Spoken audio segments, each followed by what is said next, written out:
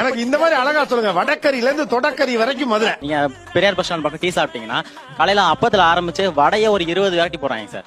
வெங்காய வடை, முட்டை போண்டா, மிளகா பஜ்ஜி, தவளை வடைன்னு ஒண்ணு போடுவாங்க, கீரை வடைன்னு ஒண்ணு போடுவாங்க, அதுலயே மல்லி வடைன்னு ஒண்ணு போடுவாங்க, உளுந்த வடை போடுவாங்க, உளுந்த வடையில மிளகு நிறைய போட்டு மிளகு வடைன்னு ஒண்ணு போடுவாங்க. ஒரு 25 வெரைட்டி போடுவாங்க சார் காலையில டிஃபன். நாங்க பெரியார் பஸ் ஸ்டாண்ட் கிட்ட போனீங்கன்னா சைவம் சூப்பரா இருக்கும் சார். 11 மணிக்கு மேல வெயில் ஏறுதா நேரா போய் ஜிகர்தண்டா சாப்பிடுவோம். 12 மணிக்கு பசிக்குதா அங்க ஃபுல்லாமே கறி அடுப்பு தான். தோசை கல் இருக்கும், தோசை கல்லு கீழே கறி எரியும், மேல ஆட்டுக்கறி அவியும். தலைக்கறி, குடல், மூளை, இதுல இருக்க எல்லா ஸ்பேர் ஸ்பாட்ஸுமே அதுல இருக்கும். சரிங்க, குடல் வைங்க. அந்த குடல் வர்றதுக்குள்ள நான் ஒரு பாட்டா சாப்பிட்டுருப்பேன். இன்னொரு பாட்டாக்க அந்த குடல் வந்துடும். அப்படியே நம்ம எங்கிட்ட நெல்பேட்டை பக்கம் போனோம்னா பிரியாணி நல்லா இருக்கும். சரி ரைட், அப்படியே காலவாசல் பைபாஸ்குள்ள போனோம்னு வைங்களேன், 10 ரூபாய்க்கு பானிபூரி ஆரம்பிச்சு ஒவ்வொரு கடையா ரேட்டு போடும் சார். அங்க போனா 30 ரூபாய்க்கு 65 போடுவாங்க, 40 ரூபாய்க்கு ஐஸ்கிரீமை பொரிச்சு கொடுக்குறாங்க சார். எல்லா ஊர்லயும் ஃபுட் ஃபெஸ்டிவல் நடக்கும். ஒரு ஃபுட் ஃபெஸ்டிவலே ஒரு ஊருன்னா அது மதுரை தான்.